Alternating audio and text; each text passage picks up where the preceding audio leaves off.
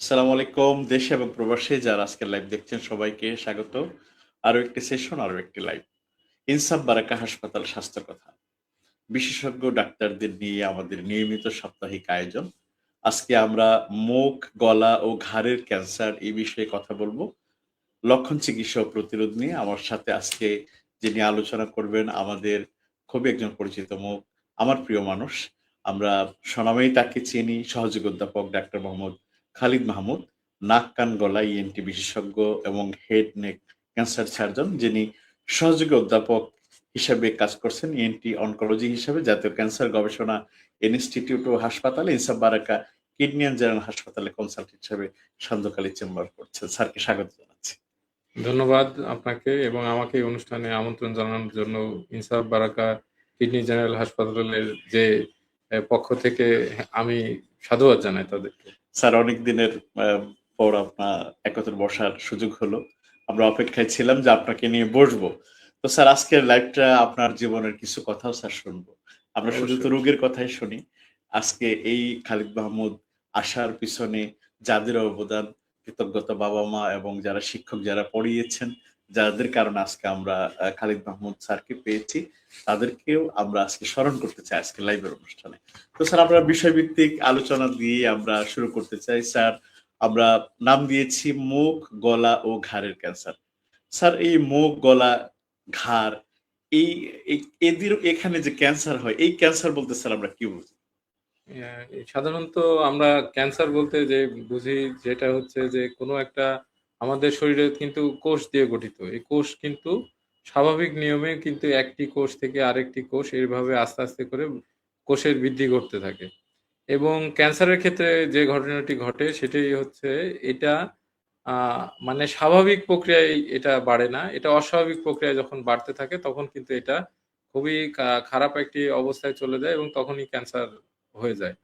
Cancer হলে এই যে হেড নেক ক্যান্সার বা গলা, মুখ এবং ঘাড়ের ক্যান্সার বলতে আমরা সাধারণত বুঝি যে আমাদের এই যে আমরা একটা শার্ট পরে আছি, শার্ট পরা অবস্থায় এই যে গলার উপরের যে অংশটুকু আমরা দেখতে পাচ্ছি, এই পুরা অংশটুকির মধ্যেই যে ক্যান্সারগুলো অবস্থিত সেটাই মূলত মুখ, গলা এবং ঘাড়ের ক্যান্সার। সেক্ষেত্রে আমাদের ক্যান্সারের মধ্যে এসব ক্যান্সারের মধ্যে নাকের ক্যান্সার রয়েছে। নাকের মধ্যে অনেকগুলা ক্যান্সার হয়। সেই ক্যান্সারগুলোও কিন্তু এই হেড নেক ক্যান্সারের মধ্যে অন্তর্ভুক্ত। নাকের মধ্যে এবং নাকের ২ পাশে যে সাইনাস রয়েছে, সাইনাসের মধ্যে যে ক্যান্সারগুলো হয় সেটা সাইনোনাজাল ম্যালিগন্যান্সি বলে এবং এগুলাকেও কিন্তু এই হেড নেক ক্যান্সারের মধ্যে অন্তর্ভুক্ত। এবং মুখের মধ্যে রয়েছে আমাদের এই যে ঠোঁট রয়েছে, দাঁত রয়েছে এবং দাঁতের মাড়ি আছে, জিহ্বা আছে এবং আমাদের যে টনসিল আছে এবং খাদ্যনালীর উপরের অংশ যে ফ্যারিংস বলে সেই অংশ রয়েছে এবং এইসব জায়গাতেও কিন্তু ক্যান্সার হতে পারে। তো এইসব ক্যান্সারও কিন্তু হেড নেক ক্যান্সারের মধ্যে অন্তর্ভুক্ত এবং শ্বাসনালী আমরা যেখানে শব্দ তৈরি হয় এবং আমরা কথা বলি সেই জায়গাতেও কিন্তু ক্যান্সারের উৎপত্তি হতে পারে। এমনকি আমাদের গলার সামনের অংশে রয়েছে থাইরয়েড গ্রন্থি। সে থাইরয়েড গ্রন্থিতেও কিন্তু ক্যান্সার হতে পারে। তাছাড়া মুখের ২ পাশে আছে প্যারোটিড গ্রন্থি, সেখানেও ক্যান্সার হতে পারে। তাছাড়া এমনি গলার ২ পাশে যে আমাদের অনেকগুলা লসিকা গ্রন্থি থাকে, সেই লসিকা গ্রন্থির ক্যান্সারও কিন্তু এই হেড নেক ক্যান্সারের অন্তর্ভুক্ত। মোদ্দা কথায় আমরা এটা বলতে পারি যে আমাদের এই যে জামা পড়া অবস্থায় ঠিক এখান থেকে শুরু করে উপরের দিকে যা কিছু আছে, এখানে যদি কোনো ক্যান্সার হয় সেই ক্যান্সারগুলোই মূলত এর মধ্যেই অন্তর্ভুক্ত। এর মধ্যে কিন্তু কানের ক্যান্সারও অন্তর্ভুক্ত থাকে। স্যার, আমরা যদি একটু সাধারণত মানুষ কিভাবে বুঝবেন যে এটা ক্যান্সার হয়েছে বা প্রাথমিক লক্ষণটা যদি স্যার আমরা একটু যদি আপনি বলেন?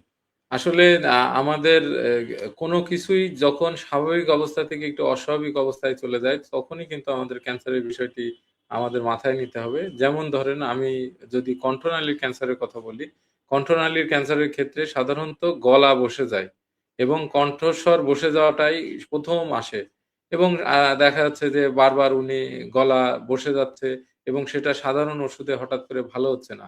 এবং অনেক ক্ষেত্রে দেখা যায় আমাদের একদম নির্দেশনায় থাকে যদি ২১ দিন বা তার বেশি সময় যদি গলা বসে যায়, তাকে অবশ্যই একজন নাক, কান, গলা রোগ বিশেষজ্ঞের শরণাপন্ন অবশ্যই হতে হবে এবং তার পরীক্ষা-নিরীক্ষার মাধ্যমে সেটিকে দেখতে হবে। আবার যদি মুখের কথা যদি আমরা বলি, মুখের মধ্যে কোনো ক্ষত বা ঘা বা কোনো আলসার যেটাই হোক না কেন সেটা সাধারণ অ্যান্টিবায়োটিক ওষুধের মাধ্যমেও বা আমরা সাধারণ যে টোটকা চিকিৎসাগুলা করি লবণ পানি গড়গড়া বা মুখ পরিষ্কার রাখা এগুলা করার পরও যদি সেগুলা ভালো না হয় এবং সেটি সাধারণত ২ সপ্তাহের বেশি অতিক্রান্ত হয়ে যায় তাহলে অবশ্যই একজন নাক কান গলা রোগ বিশেষজ্ঞের পরামর্শ নিতে হবে। এইটা গেল শুধুমাত্র এ কণ্ঠনালীর ক্যান্সার এবং মুখের ক্যান্সার। এছাড়াও রয়েছে খাদ্যনালীর উপরের অংশ যে ফ্যারিংস রয়েছে, সেখানে গলায় কাটা, কাটা লাগা, বেঁধে থাকা, ও গলায় যদি কোনো ক্ষত তৈরি হওয়া, সেগুলোও কিন্তু ক্যান্সারের লক্ষণ হতে পারে। এবং অস্বাভাবিকভাবে আমাদের টনসিল রয়েছে, এই টনসিলের আকৃতি যদি হঠাৎ করে বৃদ্ধি পায় এবং স্বাভাবিকের তুলনায় যদি এটা অনেক বড় হয়ে যায়, সেক্ষেত্রেও কিন্তু ক্যান্সারের ঝুঁকি রয়েছে। এবং আমরা যে আমাদের যে থাইরয়েড গ্রন্থি আছে গলার সামনে, এই থাইরয়েড গ্রন্থি যদি হঠাৎ করে ফুলে যায়, সেখানে গুটি বা চাকা দেখা যায়, সেক্ষেত্রে কিন্তু এটাও ক্যান্সারের লক্ষণ হতে পারে। এবং ২ পাশে যে আমাদের প্যারোটিড গ্রন্থি আছে যে আমাদের কানের সামনের যে গ্রন্থি, এই গ্রন্থিটাকে বলে প্যারোটিড গ্রন্থি। এখানেও যদি অস্বাভাবিকভাবে ফুলে যায় তাহলে কিন্তু সেখানে ক্যান্সার হতে পারে। নাক বন্ধ থাকা, নাক থেকে রক্ত পড়া, বারবার করে এ নাক থেকে কোনো কারণ ছাড়াই যদি রক্ত আসে সেক্ষেত্রে অবশ্যই এটা নাকের ক্যান্সারও হতে পারে। এইসব বিষয় যদি হয় তাহলে আমরা চিকিৎসকের শরণাপন্ন হব এবং সঠিকভাবে চিকিৎসা নিয়ে নিজেকে সুস্থ রাখবো। স্যার অনেক ভেঙে, ভেঙে বলার চেষ্টা করছেন যে হেড, নেক, গলা এবং টোটালি যে আজকে ড্রাইভের বিষয়গুলো মুখ, গলা এবং ঘাড়ের যে সকল ক্যান্সার গুলো হয়। তো স্যার আমরা বর্তমানে ক্যান্সার যেমন চিকিৎসাটা স্যার আ উন্নতি হয়েছে সেরকম প্রাদুর্ভাব বা সংক্রমণও বেড়েছে। তো স্যার আমরা সম্প্রতি দেখতে পাচ্ছি। স্যার এই মুখ, গলা ও ঘাড়ের ক্যান্সারের আপনি যেভাবে ছোট, ছোট করে ভেঙে, ভেঙে বলছেন, আসলে কোন ক্যান্সারটার জন্য মানে কোন ফ্যাক্টর গুলো দায়ী যদি আমরা বলি, কোন বিষয়গুলোর কারণে এগুলো হয়ে থাকে যদি স্যার আপনি আচ্ছা, প্রত্যেকটা ক্যান্সারের কিন্তু কিছু কারণ থাকে। হ্যাঁ, এমনি কারণগুলোর মধ্যে খুবই অন্যতম কারণ আমাদের যে হেড নেক যে এরিয়া আছে, এই এরিয়ার জন্য সবচেয়ে মারাত্মক কারণ হচ্ছে সেটা হচ্ছে যে ধূমপান করা। হুম, ধূমপান বা ধূমপানের সাথে জড়িত তামাক, জর্দা, পান, বিড়ি, সিগারেট ইত্যাদি দ্রব্য যারা নিয়মিত সেবন করেন তাদের ফুসফুসেও সমস্যা হতে পারে হুম, এবং তার সাথে মুখ গহ্বরের যেকোনো জায়গাতেই কিন্তু ক্যান্সার হতে পারে। এজন্য অবশ্যই ধূমপান থেকে আমাদেরকে সকলকে পরিহার করতে হবে। এবং তাছাড়াও কিন্তু আমাদের দেশে যেহেতু ধর্মীয়ভাবে আমরা আমরা মুসলিম এবং বেশি সংখ্যাগরিষ্ঠত মুসলিম রয়েছে, সেক্ষেত্রে আমাদের কিন্তু মদ্যপানের অভ্যাস নাই।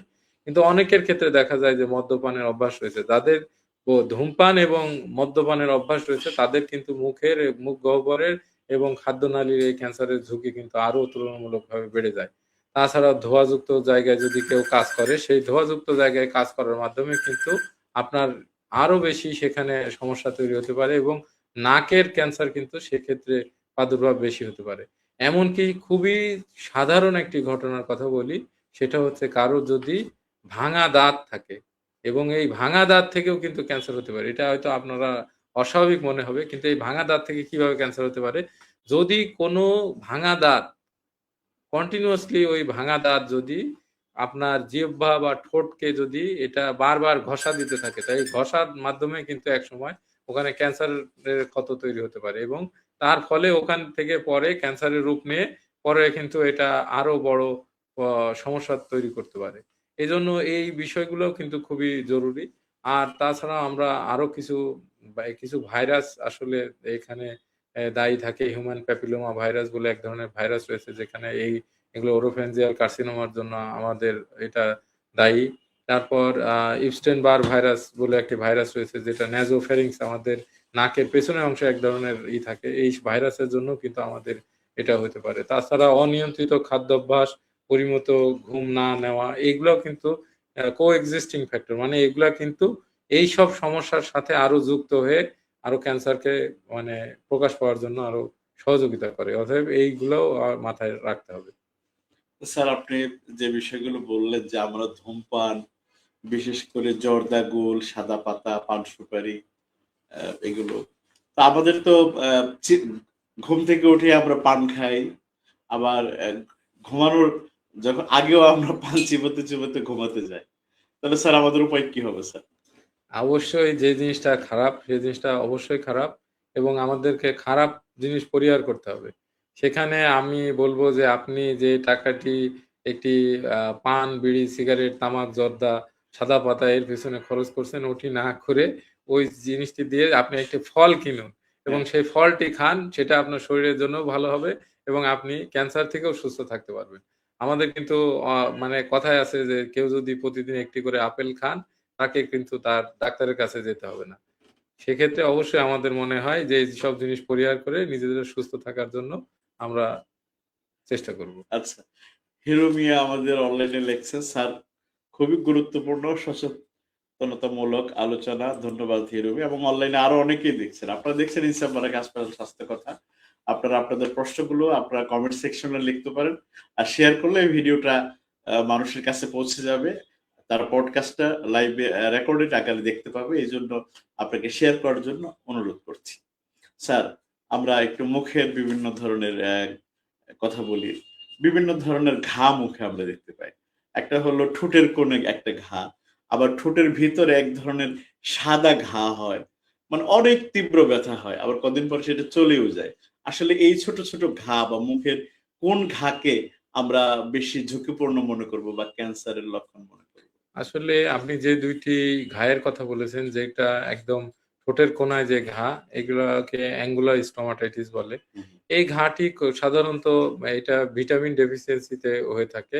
আর যে আরেকটি ঘায়ের কথা বলছেন সাদা, সাদা মুখের মধ্যে হয়ে থাকে এবং তীব্র ব্যথা হয়। এটাকে অ্যাপথাস আলসার বলে। তো এই ২ টি আ ক্ষত এটা কোনটিই আসলে ক্যান্সারের নয়।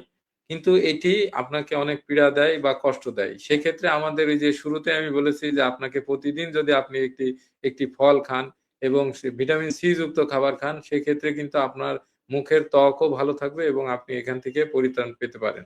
আর মুখে যে এই যে সাদা, সাদা যে আলসার গুলা হয়, এটা অ্যাপথাস আলসার। অ্যাপথাস আলসারের এক্সাক্ট কারণ কিন্তু আসলে খুঁজে পাওয়া যায় না। তবুও এটা বলা হয় যে ভিটামিন ডেফিসিয়েন্সি তে থাকলে কিন্তু মুখের এই ক্ষত বা অ্যাপটাস আলসার এটা হয়। সেক্ষেত্রে আমাদেরকে স্ট্রেস ফ্রি লাইফ লিড করতে হবে। আমরা অনেক সময় ঘুমের ক্ষেত্রে আমরা অনিয়ন্ত্রিত ঘুম, রাত জেগে মোবাইল টিপা, সিনেমা দেখা এবং মুভি দেখা বিভিন্নভাবে করে সময় মতো না ঘুমিয়ে দেখা যাচ্ছে যে রাত পার করে দেই এবং সকালবেলা ঝিমাতে থাকি। এক্ষেত্রেও কিন্তু মুখের এই আলসার বা ক্ষত হতে পারে। সেক্ষেত্রে পরিমিত খাদ্যাভ্যাস এবং জীবনযাপনটা যদি আমরা সঠিকভাবে করতে পারি তাহলে কিন্তু আমাদের এই জিনিসগুলো প্রতিরোধ করতে পারবো আমরা। স্যার এইটা বিষয়টা স্যার একটু মানে যদি রাত জেগে মোবাইল দেখি তাহলে মুখের ঘা। না, এখানে ইস্যু হচ্ছে যে আমরা যখন রাতে ঘুমাতে যাই, বিশেষ করে আমাদের শরীরের বিভিন্ন হরমোন হ্যাঁ, কিন্তু রাত ১০ টার পর থেকে শরীরে বের হয়ে এটা বিভিন্ন অঙ্গ-প্রত্যঙ্গে কাজ করা শুরু করে। যদি এটি আপনি না ঘুমানো ১০টা-১১টার পরেও আপনি যদি জেগে থাকেন, তাহলে আমাদের শরীরের মানে যে সাইকেলটা রয়েছে, এই সাইকেলটা হঠাৎ করে ছেদ পড়ে এবং সেখানে সঠিক হরমোন, যে হরমোনটা আপনার উপকারী, আপনার শরীরের উপর কাজ করবে, সে কিন্তু তখন কাজ করতে পারে না। এবং সেক্ষেত্রে কিন্তু আপনাকে এই যে স্ট্রেস হরমোন গুলা বেরোতে থাকে শরীরে এবং এই স্ট্রেস হরমোন গুলা বেরোলে এই মুখে ঘা, ক্ষত হওয়া এবং মোটা হয়ে যাওয়া, তারপরে শারীরিক বিভিন্ন সমস্যা ইত্যাদি হতেই থাকবে আরকি। সেজন্য অবশ্যই পরিমিত ঘুম এবং সঠিক সময়ে ঘুম এটাও কিন্তু খুব কিন্তু স্যার জরুরি। আমাদের এই নগর জীবনে তো স্যার আমরা বিশেষ করে ১২টা রাত ১২টার আগে তো স্যার আমরা বিছানায় যেতে পারি না স্যার। আমাদের কি হবে স্যার? না, এটা আসলে আমরা এমন একটা জীবনযাপনে আসলে অভ্যস্ত হয়ে গেছি, আমি নিজেও পারি না। কিন্তু হ্যাঁ, আমি যতটুকু পারি আমি চেষ্টা করি। আমার রুগীদেরকেও আমি উপদেশ দিই যে, "আপনারা চেষ্টা করবেন। হয়তো আমরা পারি না, কিন্তু হয়তো এই ক্ষুদ্র, ক্ষুদ্র ভাবে যদি আমরা সবাই একসাথে ইউনাইটেড হই, হ্যাঁ। একসময় না একসময় আমরা সফলকাম হবই।" সেটা হচ্ছে যে বড় কথা। আমাদের যত কাজ থাকে আমরা সকালে করতে পারবো। তো সকালে করলেই বরঞ্চ সেটা ঠিক এবং রাতে যত দ্রুত আমরা বিছানায় যেতে পারবো, আমাদের স্বাস্থ্যের জন্য ততটা ভালো হবে। তো স্যার আমরা যদি ১০টায় ঘুমিয়ে যাই স্যার, অনেকেই রাতে কাজ করতে হয়। স্যার কয়টায় ঘুম থেকে উঠে বা কতটুকু রেস্টের পর আমরা উঠে কাজ করতে পারি? সাধারণত ৫ থেকে ৬ ঘন্টা পরিমিত ঘুম হইলে পারেই যথেষ্ট এবং সেক্ষেত্রে কিন্তু আমরা সকলেই ৫ থেকে ৬ ঘন্টা যদি ঘুমাতে পারি তাহলে মোটামুটি আমরা সবাই সুস্থ থাকতে পারবো। সেক্ষেত্রে অবশ্যই সকলকে বলব যে এট লিস্ট চেষ্টা করতে হবে যে ৫-৬ ঘন্টা ঘুম যাতে হয় এবং তারপরে সকালের দিকে কাজগুলা করলে তখন ভালো হবে। আমাদের একজন অনলাইনে দেখছেন গাজীপুর থেকে। লিখছেন আসসালামু আলাইকুম, আসমা আক্তার লিখছেন আসসালামু আলাইকুম। ভালো স্যার, আমার গলায় আজ 4-5 দিন হলো টনসিলে টনসিল, গরম পানি খাচ্ছি, ঘর ঘর করতেছি, গড়গড় করতেছি, ভালো হচ্ছে না, এখন কি করা উচিত? আচ্ছা, সাধারণত আমাদের এই যে গলা ব্যথার ক্ষেত্রে ৪-৫ দিন হলো উনার টনসিলে ব্যথা, গরম পানি খাচ্ছেন এবং গড়গড়া করছেন। আসলে টনসিলে ইনফেকশন যদি প্রাথমিক অবস্থায় থাকে, হালকা কুসুম গরম করে ওর মধ্যে ১ চিমটি লবণ দিয়ে, এটা দিয়ে যদি আমরা গড়গড়া করি, অনেক সময় আমরা গড়গড়াটাও সঠিকভাবে করতে পারি না। আসলে আমাদের না জানার কারণে। হুম, খুবই সিম্পল বিষয় কিন্তু এটা আমরা গড়গড়াটা সঠিকভাবে করি না। কিভাবে? আমরা মুখের মধ্যে পানি নিয়ে এবং মুখটা করে আমরা ফেলে দিই। সেক্ষেত্রে আমি তাদেরকে উপদেশ দিব যে মুখের মধ্যে গড়গড়া করার সময় অবশ্যই মাথাটা একটু বাঁকিয়ে পেছন দিকে নিবেন এবং ভিতরে ফেনা তৈরি করার চেষ্টা করতে হবে। হ্যাঁ, হ্যাঁ। এবং অল্প করে পানি নেবেন যাতে আপনি পানিটাকে সব জায়গাতে ঘুরিয়ে ব্যবহার করতে পারেন। তাহলে আপনার এই যে যে সমস্যাগুলো ওর ভিতরে আমাদের অনেক সময় টনসিলে ইনফেকশন হয়ে ওই টনসিলের মধ্যে অনেকগুলা ছোট মানে ক্ষুদ্র জায়গা থাকে যে জায়গাগুলোতে ময়লা জমে থাকে। এটা যদি আপনি সঠিকভাবে পরিষ্কার করে ফেলে দিতে পারেন তাহলে কিন্তু আপনার এটা খুবই দ্রুত সুস্থ হয়ে যাবেন। তারপরেও যদি ২-৩ দিন হয়ে যাওয়ার পরেও যদি আপনার এটা ভালো না হয় অবশ্যই চিকিৎসকের পরামর্শ নিতে হবে এবং যদি জ্বর আসে আপনার তাহলে বাসায় বসে না থেকে অবশ্যই দ্রুত চিকিৎসকের পরামর্শ নেওয়া উচিত। আর হালকা লবণ যোগ করার উদ্দেশ্য হচ্ছে যে লবণ একটি অ্যান্টিসেপটিক এবং এটি একটি প্রতিষেধক হিসেবে কাজ করে। সেজন্য কুসুম গরম পানির মাঝে একটু লবণ দিয়ে ভালোভাবে নির্দেশনা মতো যদি আপনি গড়গড়া করেন তাহলে অবশ্যই উপকার পাবেন। স্যার অনেক সময় এখানে আরেকটা গিলতে মানে খাবার খেতে বা ঢোক গিলতে ব্যথা বা খাবার গিলতে সমস্যা হলে মানুষ একটু সমস্যায় পড়ে আরকি। তো এই ক্ষেত্রে আপনার স্যার পরামর্শ কি বা এটা কিসের লক্ষণ? খাবার খেতে বা গিলতে সমস্যা হওয়ার অনেকগুলা কারণ আছে। বিশেষ করে মহিলাদের ক্ষেত্রে এটা সবচেয়ে বেশি হয়ে থাকে। মহিলাদের বিশেষ করে আমাদের দেশের মহিলারা আ তারা আয়রন ডেফিসিয়েন্সি তে আক্রান্ত হয় এবং তাদের রক্ত শূন্যতা থাকে। রক্ত শূন্যতা বা অ্যানিমিয়া থাকলে কিন্তু আমাদের গলা ব্যথা বাড়তে পারে। সেক্ষেত্রে অবশ্যই আমরা বলব যে পুষ্টিকর খাবার খেতে এবং পুষ্টিকর খাবারের মধ্যে আমরা বলব যে ডিম, দুধ, মাছ, মাংস এইগুলা খাবারটি অল্টারনেটিভ ডেতে যদি আমরা খাই তাহলে আমাদের যে শরীরের যে প্রোটিনের চাহিদা সেটা পূরণ হবে এবং গলা ব্যথা যেটা এটা কিন্তু কম হয়। তাছাড়াও যদি গলা ব্যথা এই যে টনসিলের কারণে গলা ব্যথা হতে পারে, ফ্যারিঞ্জাইটিস হয় সেক্ষেত্রেও কিন্তু গলা ব্যথা হতে পারে। আমাদের জিহ্বার যে আ নিচ মানে শেষের অংশ আছে এখানেও যদি ইনফেকশন হয় সেক্ষেত্রেও কিন্তু গলা ব্যথা হতে পারে।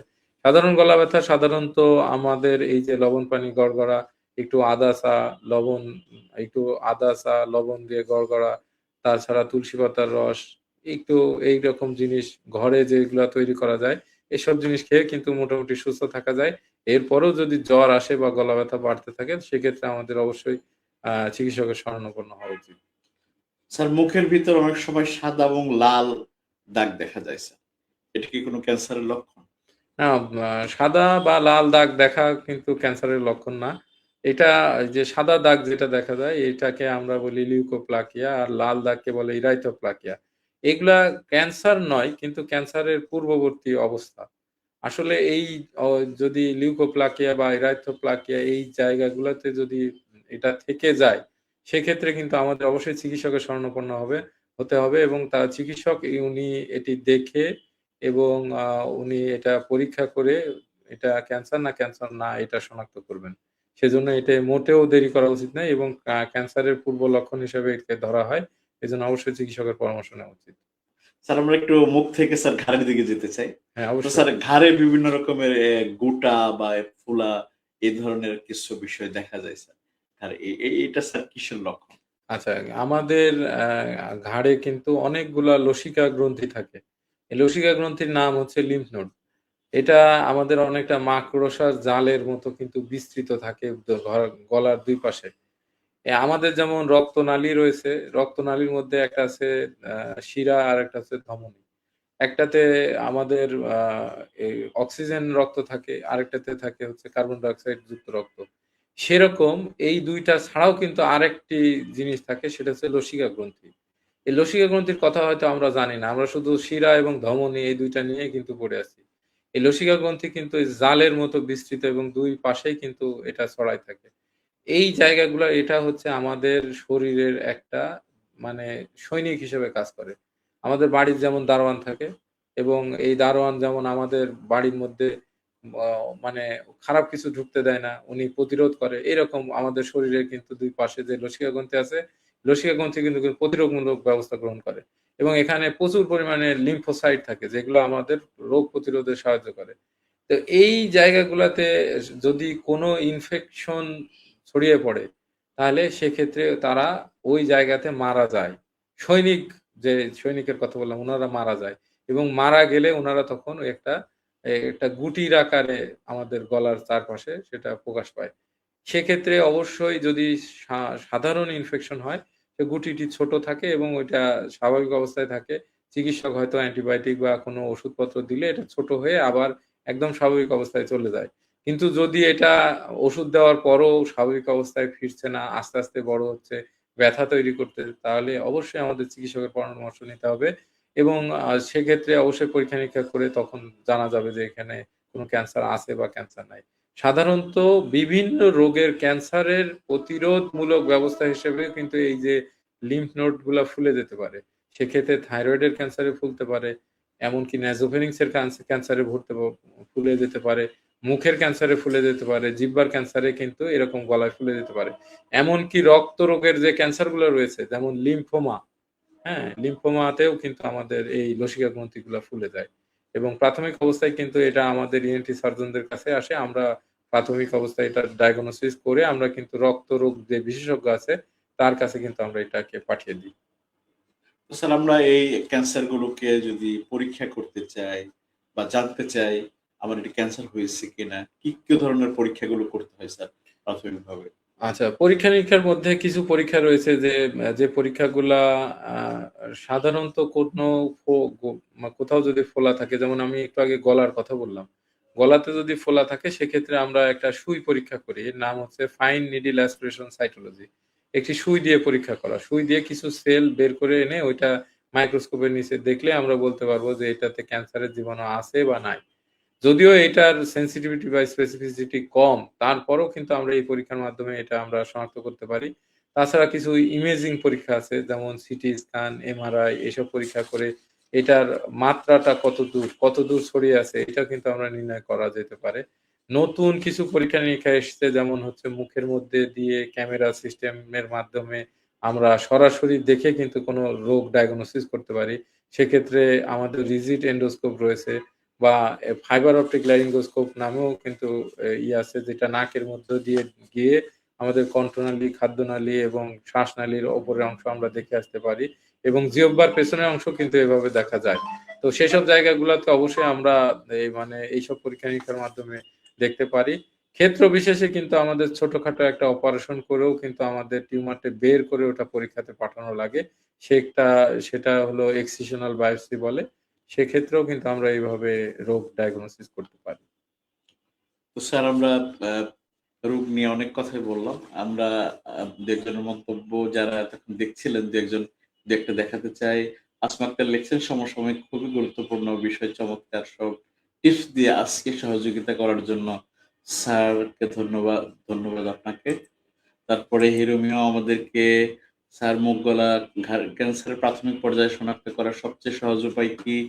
স্যার যদি একটু বলেন। আচ্ছা, এই মুখ, গলা, ঘাড়ের ক্যান্সারের প্রাথমিক শনাক্তের উপায় হচ্ছে যদি স্বাভাবিক অবস্থা থেকে অস্বাভাবিক কোনো কিছু মনে হয়, তাহলে এটা অবশ্যই আমাদেরকে এটা অবশ্যই মাথায় নিতে হবে এবং চিকিৎসকের শরণাপন্ন হতে হবে। সেক্ষেত্রে আমি ১ম এই বলেছি যে গলায় যদি কোনো গুটি, চাকা, ফোলা এগুলা যদি দেখা যায় তাহলে চিকিৎসকের শরণাপন্ন হতে হবে। মুখের মধ্যে কোনো ঘা যেটি আ ২ বা ততোধিক সপ্তাহ রয়ে গেছে কিন্তু কোনো অ্যান্টিবায়োটিকে কাজ হচ্ছে না। তারপরে আমাদের কণ্ঠনালীর ক্ষেত্রে আমরা বলি ৩ সপ্তাহ বা তার বেশি যদি কণ্ঠস্বর বসে থাকে সেক্ষেত্রে কিন্তু ক্যান্সার হতে পারে। নাক দিয়ে হঠাৎ করে রক্ত যাচ্ছে এবং নাক বন্ধ হয়ে যাচ্ছে বারবার সেক্ষেত্রে কিন্তু এই যে নাকের ক্যান্সার হতে পারে। কোনো জায়গায় ক্ষত বা ঘা হয়েছে যেটা সাধারণ চিকিৎসায় ভালো হচ্ছে না, সেক্ষেত্রে কিন্তু এটা ক্যান্সার হতে পারে। তাছাড়া গলার ২ পাশে এবং সামনে যেকোনো অংশে যদি কোনো জায়গায় ফুলে যায়, সেই ফুলে যাওয়া থেকে কিন্তু ক্যান্সার হওয়ার সম্ভাবনা রয়েছে। তো স্যার আমরা একদম শেষের দিকে চলে এসেছি। মানুষের অনেক সমস্যা আজকে সমাধানের টিপস আপনি বিশেষ করে এই ক্যান্সার থেকে প্রতিরোধের জন্য আপনি বলেছেন। স্যার প্রিভেনশন ইস বেটার দ্যান কিওর।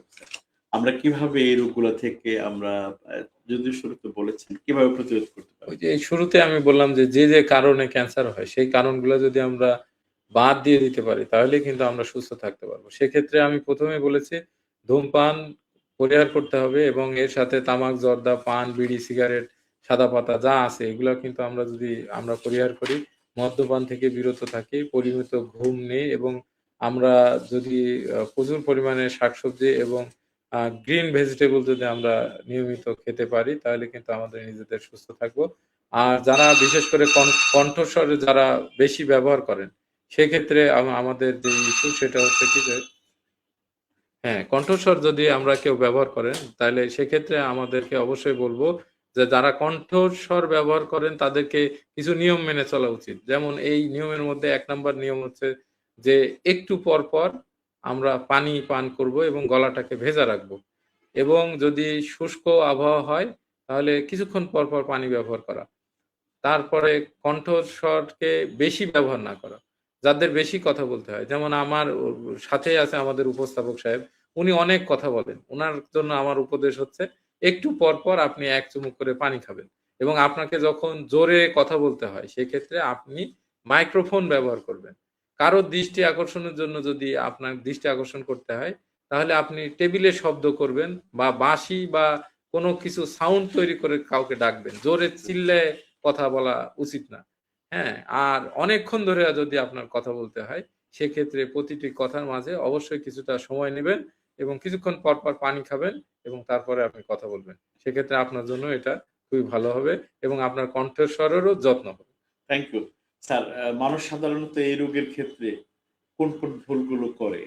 এই বা কি ধরনের মিথ বা দেখতে পান মানুষগুলো কি সমস্যাগুলা এই বিষয় নিয়ে আসছে একটু যদি স্যার? আসলে এখন আমাদের চিকিৎসা পদ্ধতি অনেক উন্নত হয়েছে এবং সত্যি কথা বলতে কি আগে কিন্তু গ্রামগঞ্জে মানুষ এমনিতেই মারা যেত। কিন্তু জানাও যেত না যে উনি কেন মারা গেছেন। হ্যাঁ, কিন্তু এখন কিন্তু আমাদের চিকিৎসা পদ্ধতিটা অনেক উন্নত হওয়ার কারণে আমরা কিন্তু রোগ শনাক্ত করতে পারি। রোগ শনাক্ত করার ফলে কিন্তু আমাদের সুবিধার দিক যেটা হয়েছে সেটা হচ্ছে যে আমরা রোগ ধরে দ্রুত ডায়াগনোসিস করতে পারি, চিকিৎসা শুরু করতে পারি। কিন্তু সমস্যার দিকও হচ্ছে কিন্তু আমরা অবৈজ্ঞানিক কিছু চিকিৎসা পদ্ধতিতে আমরা মাঝে ছুটে যাই। যখন আমাদের ক্যান্সারের কিন্তু ৪ টি স্টেজ আছে। স্টেজ ১, ২, ৩, ৪ আমাদের স্টেজ ১, ২ তে কিন্তু যদি কোনো ক্যান্সার ধরা পড়ে, সেক্ষেত্রে কিন্তু রোগের চিকিৎসা এবং চিকিৎসা ব্যয়ও কম এবং রোগটিকে খুব দ্রুত কিন্তু রোগ থেকে সুস্থ করে ফেলা যায়। কিন্তু অনেক সময় অবৈজ্ঞানিক বা যে নিয়মগুলা আসলে আমাদের বৈজ্ঞানসম্মত নয়, সেগুলা করে বিভিন্ন চিকিৎসা পদ্ধতি, গাছ-গাছড়া এবং বিভিন্ন টাইপের অবৈজ্ঞানিক চিকিৎসা পদ্ধতি গ্রহণ করার ফলে স্টেজ ২ থেকে স্টেজ ৪ হয়ে যায়। তখন কিন্তু আমাদের হাতেও আর তখন চিকিৎসা করা সম্ভব হয় না। সেক্ষেত্রে আমি বলব যে ক্যান্সার হলে সবার ১ম এই আসলে ডায়াগনোসিস করে দ্রুত চিকিৎসা শুরু করা উচিত এবং অবশ্যই বিজ্ঞান ভিত্তিক চিকিৎসা শুরু করা উচিত। সেক্ষেত্রে আমরা খুব দ্রুত আরকি সুস্থ হইতে পারব। জি, মোবারক করিম শেষে এসে লিখেছেন আমরা অনুষ্ঠানের শেষের দিকে। আসসালামু আলাইকুম স্যার, গলায় কোনো গুটি হলে কতদিনের মধ্যে চিকিৎসকের কাছে যাওয়া উচিত? আচ্ছা, অবশ্যই গলায় কোনো গুটি বা চাকা হইলে যেদিন চাকা দেখা যাবে বা ধরা যাবে ঐদিনই যাওয়া উচিত এবং চিকিৎসক এটা আসলে পরীক্ষা-নিরীক্ষার মাধ্যমে শনাক্ত করবেন। যদি এটা ইনফেক্টিভ বা ইনফেকশনের কারণে হয়, সাধারণত উনি কিছু ওষুধপত্র দিলে এটা ২ সপ্তাহের মধ্যে ভালো হয়ে যেতে পারে। যদি সেক্ষেত্রে ভালো না হয়, তখন কিন্তু আরো ডিটেইল পরীক্ষা-নিরীক্ষার আর বিস্তারিত পরীক্ষা-নিরীক্ষার প্রয়োজন হতে পারে। তো স্যার আমরা তো বিভিন্ন ধরনের চিকিৎসক রয়েছে। আমরা এই ধরনের যে আলোচনাগুলো করলাম ঘাড়ে, গলায়, মুখে যদি হয় এই রোগগুলো আমরা কোন ডাক্তারের কাছে যাবো? অনেকে ডেন্টালের কাছে যায়, অনেকে হোমিওপ্যাথির কাছে যায়, অনেকে ফার্মেসির কাছে যায়। মানে আমরা আসলে ডাক্তারের তো শেষ নাই। আমরা কোন ধরনের ডাক্তারের কাছে যাবো? আসলে এটার এই ইএনটি যে বা নাক কান গলার আমরা চিকিৎসক রয়েছি, আমরা সাধারণত এই যে নাক কান গলার সকল অংশেরই আসলে আমরা চিকিৎসা করে থাকি। তো সেক্ষেত্রে আমাদের বিশেষ বিষয় হচ্ছে যে অনেকে ডেন্টালের কাছে যেতে পারেন বা আমাদের কিছু কমন জায়গা রয়েছে। যেমন দাঁতের কাজগুলা আমরা করি না। কিন্তু দাঁতের আশেপাশের যে জায়গাগুলা রয়েছে এই কাজগুলা কিন্তু আমরা করে থাকি। তবে আমার পরামর্শ হচ্ছে এই আপনি ডেন্টালের কাছে যান বা নাক, কান, গলা রোগ বিশেষজ্ঞের কাছে যান। অবশ্যই চিকিৎসকের কাছে যান। এটা হচ্ছে যে প্রাথমিক কথা। আপনি চিকিৎসক বাদে যদি অপচিকিৎসকের কাছে যান, সেক্ষেত্রে আসলে আর কারোরই কিছু করার থাকবে না। যদি ডেন্টালের কাছেও যান বা ডেন্টাল সার্জনের কাছে যান, উনি কিন্তু টাইমলি ওটা অ্যাড্রেস করবে এবং আপনি সুচিকিৎসা পাবেন। সেক্ষেত্রে আমি কাউকে ছোট করার কিছু নাই। আমি অবশ্যই বলব যে দাঁতে বা জিহ্বা বা গামের যদি সমস্যা থাকে অবশ্যই আপনি ENT সার্জন বা আ দাঁতের জন্য তো অবশ্যই ডেন্টাল সার্জনের কাছে যাবেন। কিন্তু অবশ্যই চিকিৎসকের কাছে যাবেন এবং বিডিএস এবং এমবিবিএস ডাক্তারের কাছে অবশ্যই মিনিমাম কোয়ালিটি এই যে বিডিএস বা এমবিবিএস চিকিৎসক তাদের শরণাপন্ন হবেন। আরো প্রয়োজন হইলে আপনি তো বিশেষজ্ঞের শরণাপন্ন হতে পারবেনই। কিন্তু স্যার আমরা এর উল্টোটাও দেখি যে আহ, আপনার প্রতিবেশী, বড় ভাই অথবা কলিগ এই ধরনের কিছু এবং ফার্মেসিতে যারা বসে থাকেন, যারা ওষুধ বিক্রি করেন, তাদের কাছে যে হাজির হন, নিজেই ট্রিটমেন্ট শুরু করেন। কি বলবেন স্যার? আচ্ছা এখন বিষয় হচ্ছে কি যে আসলে আপনার হাতের যে সেল ফোনটি রয়েছে, সেই সেল ফোনটি যখন আপনার নষ্ট হয়ে যায়, আপনি কিন্তু একটা বড় সেন্টারে যাওয়ার চেষ্টা করেন এবং সেখানে যে আপনি ৪,০০০, ৫,০০০ ক্ষেত্র বিশেষে আপনি ৳১০,০০০ কিন্তু আপনি খরচ করেন ওই সেল ফোনটি সারানোর জন্য। কিন্তু আপনার শরীর যেটা আপনার সবচেয়ে মূল্যবান, সেই শরীরের চিকিৎসার জন্য আপনি কিন্তু মানে আপনি সঠিক জায়গাতে না গিয়ে এই আপনার পাড়া প্রতিবেশী, ভাই, ব্রাদার, বড় ভাই বা ফার্মেসির কলিগ, লোকজন, ফার্মেসি। কলিগ এনাদের কাছে শরণাপন্ন হন। হ্যাঁ, তাদের ক্ষেত্রে কারো না কারো পরামর্শ হয়তো চিকিৎসকের পরামর্শের সাথে মিলে যেতে পারে। কিন্তু যদি না মিলে যায় যে সময় বা কালক্ষেপণ হয়, সেটা কিন্তু একটা সময়ে আপনার জন্য কিন্তু ক্ষতিকারকও হতে পারে। কথায় আছে সময়ে ১ ফোঁড়, অসময়ে ১০ ফোঁড়। অতএব সময় যদি আপনার চলে যায় এবং তারপরে যদি আপনি চিকিৎসকের কাছে উপস্থিত হন। এমনও হতে পারে যে চিকিৎসকের কাছে উপস্থিত হওয়ার পরে চিকিৎসকের আর কিছু করণীয় নাই। তার আগেই আপনি বিভিন্ন ফার্মেসি এবং বিভিন্ন জায়গায় ওষুধপত্র খেয়ে এমন একটা অবস্থায় চলে গিয়েছেন যে স্টেজ 1 থেকে স্টেজ 4 হয়ে গেছে। তখন আসলে আর চিকিৎসকের কিছুই করা থাকে না। স্যার আ বর্তমানে স্যার নতুন চিকিৎসক চ্যাট জিপিটি, গুগল, ইউটিউব।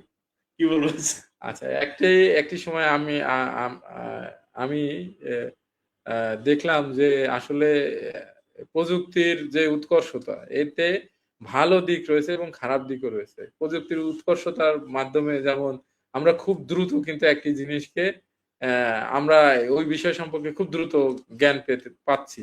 হ্যাঁ, কিন্তু অসুবিধার দিক হচ্ছে ও কিন্তু মানুষের মতো ব্রেইন কিন্তু মানে চলে না। একজন চিকিৎসকের কিন্তু বয়স, তার শরীরের গঠন অনেক বিষয় কিন্তু চিন্তা ভাবনা করে এবং তাকে সুদীর্ঘ ৫ টি বছর কিন্তু মানে এমবিবিএস পাস করতে হলে ৫ টি বছর কিন্তু পড়াশোনা করে এই জ্ঞানটি অর্জন করতে হয়। মিনিমাম একটা রোগ সম্পর্কে জানার ক্ষেত্রে। ChatGPT যেভাবে জানে সেটা হচ্ছে কি ChatGPT কে যা দেওয়া হয়েছে ওর বাইরে ও কিছুই পারে না। এটা হচ্ছে যে অসুবিধার দিক। একটা সাধারণ গুটি বা চাকা সেটা কিন্তু হতে পারে ইনফেক্টিভ হতে পারে। মানে এটা ইনফেকশনের কারণে হতে পারে, এটা ক্যান্সারের কারণে হতে পারে। কিন্তু এমন হতে পারে যে আপনাকে ভয় দেখিয়ে দিয়েছে যে আপনি ১০ দিনের মধ্যে মারা যাবেন। এমনও তো ঘটতে পারে। তো অতএব শুধুমাত্র ChatGPT র উপর নির্ভর না হয়ে অবশ্যই চিকিৎসকের উপরই নির্ভর হওয়া প্রয়োজন বলে আমি মনে করি। আহ, একজন অলরেডি লিখছেন যে তার মানে অনেকে আমরা চ্যাট জিপিটির কাছ থেকে নাম জেনে ওষুধ খাই, এটা ঠিক না, ঠিক এটা আমি অবশ্যই বলব যে এটা ঠিক না। আসলে চিকিৎসকের কাছ থেকেই ওষুধ লিখে খাওয়া উচিত। কারণ কোন ওষুধটি আপনার শরীরের জন্য সঠিক হবে এইটি নির্ণয় করার মতো যে উৎকর্ষতা বা যে মস্তিষ্কে থাকার প্রয়োজন সেটা আসলে ChatGPT র নাই। সর্বোপরি যাই করি না কেন একটা জিনিস মনে রাখতে হবে সৃষ্টিকর্তা আমাদের যে বুদ্ধি দিয়েছেন এই বুদ্ধির কাছে ChatGPT মানে কোনো কিছুই না। সেক্ষেত্রে আমাদেরকে অবশ্যই আ বললাম যে চিকিৎসকের শরণাপন্ন হতে হবে। জি আমরা এখানে আহ, এই যে আসলাম আমরা অনেকক্ষণ কথা বলছি, এই কথার ফাঁকে হ্যাঁ কিন্তু আমরা আমাদের পানি খেতে আমরা একটু হবে। জি। পানি খাচ্ছি, ইনসাফের একটু আমরা একটা প্রমোশন হয়ে যাচ্ছে। তো থ্যাংক ইউ স্যারের এইটা স্যার, গরম পানি খাওয়া কি স্বাস্থ্যের জন্য ক্ষতিকর? মানে বেশি মাত্রায় যদি কেউ খায়। আচ্ছা, একটা জিনিস হচ্ছে যে গরম পানি বলতে যেটা সহনীয় মাত্রার গরম পানি আর অসহনীয় মাত্রার গরম পানি ২ টা বিষয় রয়েছে। একটা হচ্ছে যে কেউ যদি স্বাভাবিক যে তাপমাত্রা আছে আমাদের যে স্বাভাবিক তাপমাত্রা, এই তাপমাত্রা থেকে অল্প বেশি তাপমাত্রায় সে যদি খায় সেক্ষেত্রে খুব অসুবিধার কিছু নাই। কিন্তু যদি এই তাপমাত্রাটি খুব বেশি হয়ে যায়, সেক্ষেত্রে কিন্তু আমাদের যে খাদ্যনালী বা আ খাদ্যনালী এবং ফ্যারিংস যে রয়েছে যে এই জায়গাগুলাতে যে কোষগুলা রয়েছে, এই কোষগুলা কিন্তু ধ্বংসপ্রাপ্ত হয়ে যেতে পারে এবং ধ্বংস হয়ে গেলে তখন কিন্তু আপনার এখান থেকে কিন্তু আলসার হবে এবং পরে কিন্তু বিপদগ্রস্ত হবেন। বা ওখান থেকে ক্যান্সারও হতে পারে। স্যার আমরা একদম শেষের দিকে আমরা লাইভে এসেছি। স্যার এক প্রশ্ন এসেছিল যে আমরা খালিদ মাহমুদ স্যারকে কোথায়, কোথায় পেতে পারি তার চিকিৎসা? আচ্ছা, আমি মূলত ঢাকাতে ইনসাফ বারাকা কিডনি অ্যান্ড জেনারেল হাসপাতালে আমি চেম্বার করি এবং আমি সন্ধ্যার পরে ৭টা থেকে রাত্র ৯টা পর্যন্ত চেম্বার করি। ঢাকাতেও আরেকটি চেম্বার রয়েছে আমার সেটা ইবনে সিনা মালিবাগে। তবে ইবনে সিনা মালিবাগ থেকে কিন্তু বেশি সময় কিন্তু আমি ইনসাফ বারাকা কিডনি এবং জেনারেল হসপিটালে দিয়ে থাকি। আর এমনি আমার দেশের বাড়ি কুষ্টিয়াতে। কুষ্টিয়াতে আমি বৃহস্পতিবার বিকালে বসি এবং আমার নিজ বাড়ি যেটা চুয়াডাঙ্গার আলমডাঙ্গাতে অবস্থিত সেখানে আমি শুক্রবার দিন চেম্বার করে থাকি। তো স্যার আমরা একটু আপনার জীবন ভিত্তিক একটু আমরা শেষের দিকে আমরা ২-১ মিনিট কথা বলবো স্যার। আপনার বিশেষ করে অনেকেরই প্রশ্ন থাকে যে এই মানুষগুলো যারা দেশের জন্য এত কিছু করছেন, তাদেরকে কারা ডাক্তার করেছেন, কিভাবে এসেছেন এই গল্পগুলো মানুষের জানা।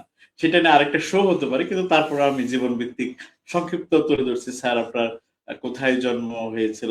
স্যার আপনি বলেছেন একটু বাবা-মা সহ যদি স্যার আমাকে আচ্ছা। ব্যক্তিগত পরিচয়। আমার আমার বাবা একজন ডাক্তার। আ আ উনি ইউএসএনএফপিও ছিল, উপজেলা পরিবার পরিকল্পনা এবং স্বাস্থ্য কর্মকর্তা। আ আমি এবং আমার বাবা একসাথে আমরা আ ১ বছর চাকরি করেছি। এটা আমাদের সবচেয়ে আলহামদুলিল্লাহ। সুখের সময় যে বাবাও আ চাকরি করছেন হেলথে এবং মানে স্বাস্থ্য বিভাগে হ্যাঁ। এবং তার সন্তানও স্বাস্থ্য বিভাগে চাকরি করছে। এটা আসলে আমার জন্য একটা বড় পাওয়া। আর আমার বাবা আসলে চাইতেন যে আমি ডাক্তার হই। যেহেতু উনি ডাক্তার ছিলেন, এখনো উনি জীবিত আছেন এবং আল্লাহর রহমতে উনি এখনো রোগীপত্র দেখেন। অ্যা তবে আমার পরিচয়টি যেমন আমি কিন্তু আমার এলাকাতে আমার যতটা নাম না, আমার বাবার নামে কিন্তু আমি বেশি পরিচিত।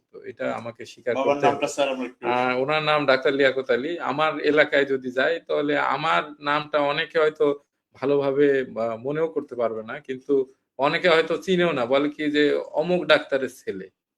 ও তুমি কিন্তু অমুকে আপনি দেখা। যে ডাক্তার হয়েছেন আমি ডাক্তার সেই হয়েছি পরিচয়টা সেটা এখনো নাই। এবং তবে বিস্তৃত হয় নাই। এই যে আমার ডাকনাম মোহাম্মদ খালিদ মাহমুদ। এই খালিদ মাহমুদের খালিদ নামটার মধ্যে এটা অনেকগুলা আমি মাঝে বলি যে আমার নামের অনেকগুলো এডিশন হয়। হ্যাঁ, এডিশন কোন সময় এটা খালেক, আচ্ছা। কনে খ খালেদ, খালেক এবং বিভিন্ন নামে হয়। আমি ছোট একটা ঘটনা বলবো। একটা মানে মজার হুম, ঘটনা এজন্য বলতে ইচ্ছা করছে তাই বলি। আমি কেবল তখন সরকারি চাকরিতে ঢুকেছি। আমি একটা উপজেলা আ স্বাস্থ্য কেন্দ্রে আমি চিকিৎসক হিসেবে কাজ করি। তো আমি মোটামুটি সা যতটুকু পারি আমি রোগীপত্র দেখি। সেই সময় আমি একদিন আমার বাসার সামনে আমি দাঁড়িয়ে আছি। এমন সময় একজন মহিলা আমাদের এলাকায় খুব কমন হচ্ছে নছিমন গাড়িতে। উনি ফেরিতে এসে আমার ওখানে বসছেন। এসে দাঁড়িয়ে বলতেছে কি যে, খালেক ডাক্তারের বাড়িটা কোনডা?" তো আমি ১ম এ বুঝি নাই যে উনি আমাকে খুঁজছেন আসলে। আমি বললাম কি যে, "খালেক ডাক্তার নামে একজন আছেন, উনি গোবিন্দপুর নামে আরেকটা জায়গা আছে। ওখানে উনার ফার্মেসি আছে। আপনি ওখানে খোঁজ নিতে পারেন।" উনি আমাকে একটা ধমক দিলেন। বললেন, "আরে বেটা তুমি জানো না? এটা লিয়াকত ডাক্তারের ছেলে খালেক ডাক্তার। তুমি চেনো না তাকে।" তো আমি খুবই অবাক হলাম। আমি উনি যে আমার সাথে দেখা করতে আসছেন আমি তখন বুঝতে পেরেছি।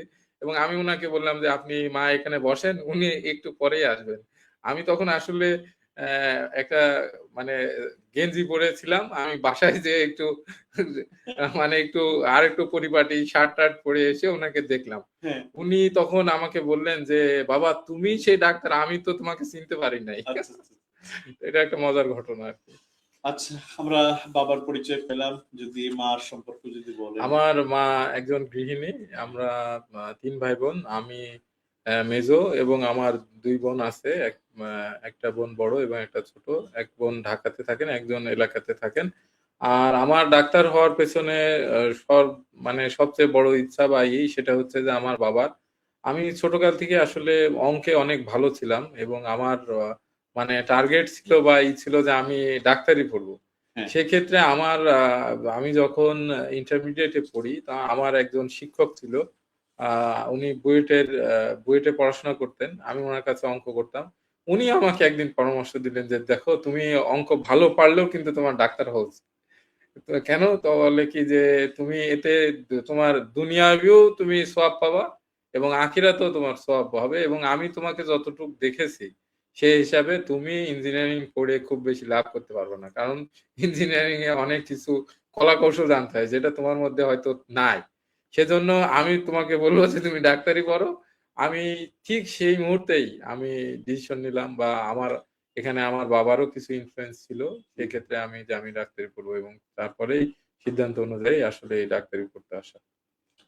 ফ্যামিলিতে এখন কে আছে ঢাকার ফ্যামিলিতে সংসারে? সংসারে আমার ৩ সন্তান আর আ কার বয়স আ কত? কি করছে? আমার ১ ছেলে, ২ ছেলে। এক বড় ছেলে হচ্ছে আরিক। ও এবার এসএসসি পাস করলো। আলহামদুলিল্লাহ। আর একটা মেয়ে আছে। ও হলো ক্লাস 6 এ পড়ে। আর ছোট ছেলেটা ওটা কেজিতে পড়ে। ভাবি কি করছেন? উনি ডাক্তার। উনিও ডাক্তার। জি, জি। তারও একটু প্রমোশন হয়ে যাক। পরিচয়টা যদি একটু বলেন। আচ্ছা ঠিক আছে। উনি আছেন পিজি হাসপাতালে আছেন এবং আ আ উনি পড়াশোনা করছেন আরকি। পড়াশোনা করছেন। জি। আচ্ছা। আমরা কোনো এক সময় হয়তো গেস্ট হিসেবে আমাদের পডকাস্টে পেয়ে যেতে পারি। স্যার, আমরা একটু শিক্ষা জীবনের কথা শুনতে চাচ্ছিলাম।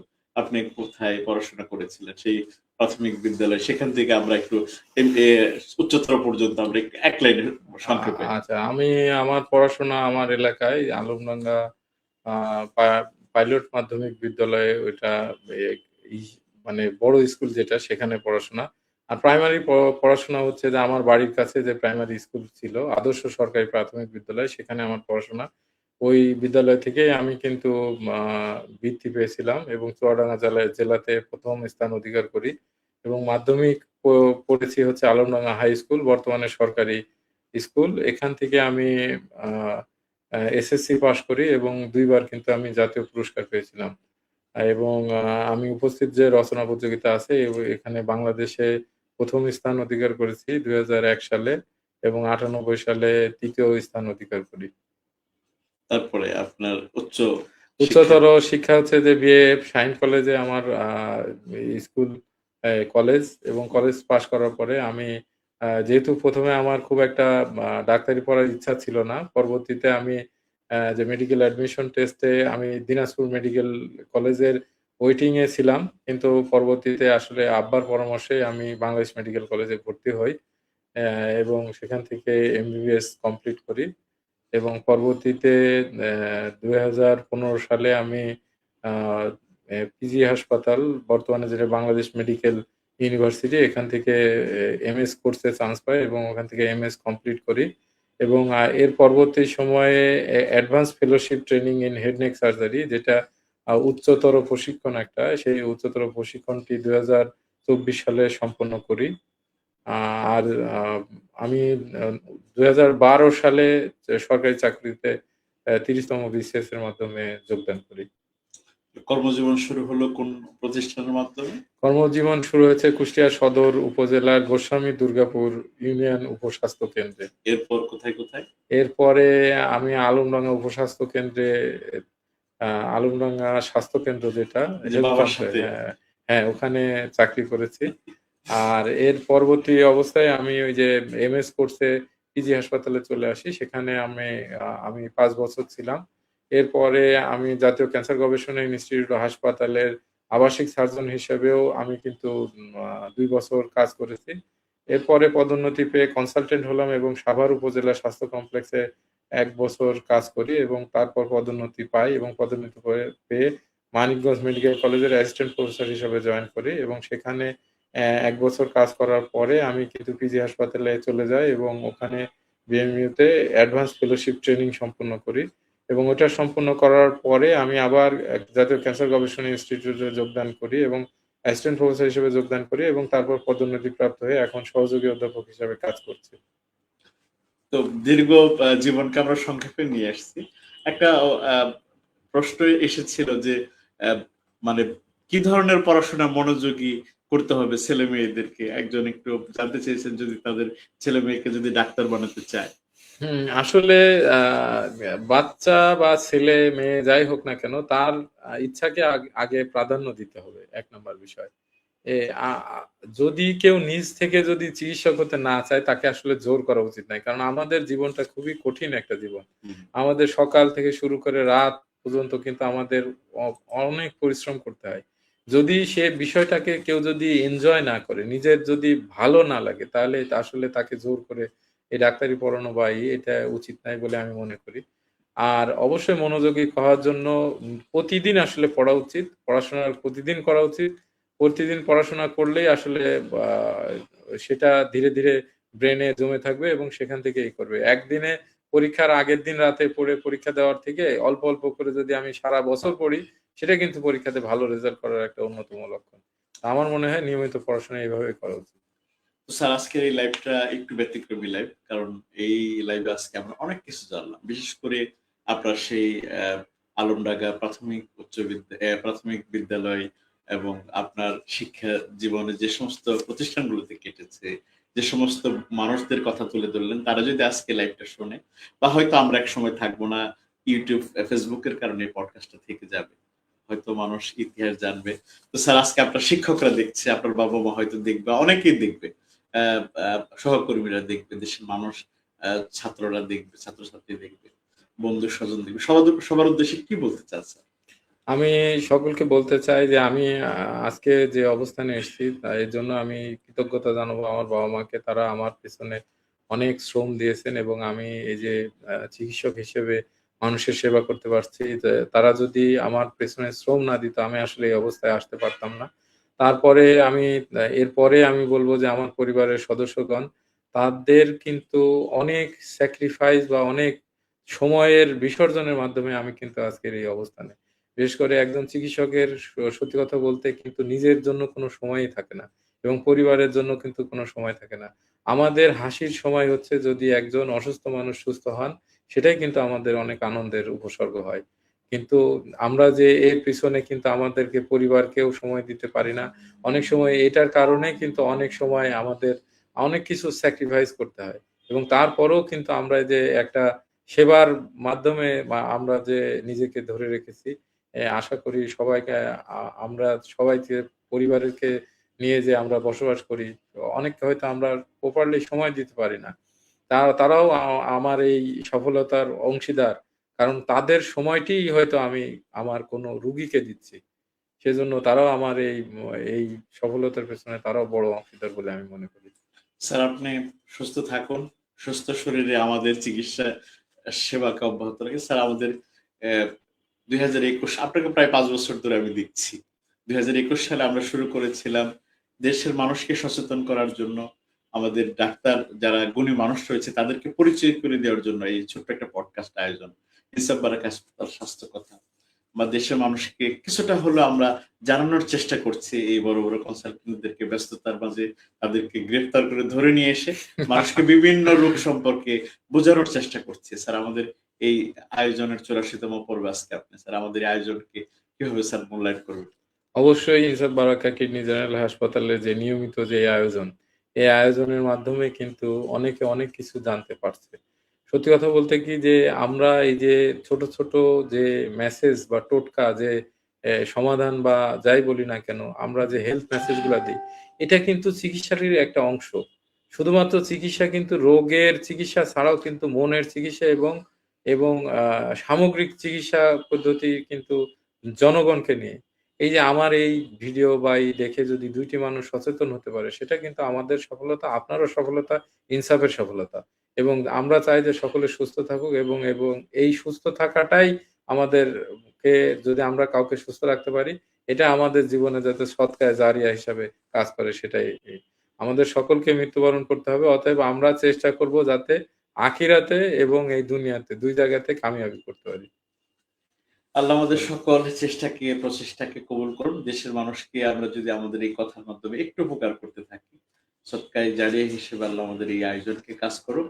সর্বোপরি ডাক্তার খালিদ স্যারকে আমরা আজকের এই অনুষ্ঠানে পেয়ে আমি ব্যক্তিগতভাবে সে আমার খুবই একজন কাছের স্বজন। আমাদের ইনসাফ বারাকা হাসপাতালে অনেক কনসালটেন্ট রয়েছে। যাদের সাথে আমি সবচেয়ে বেশি মিশি তার মধ্যে স্যার একজন।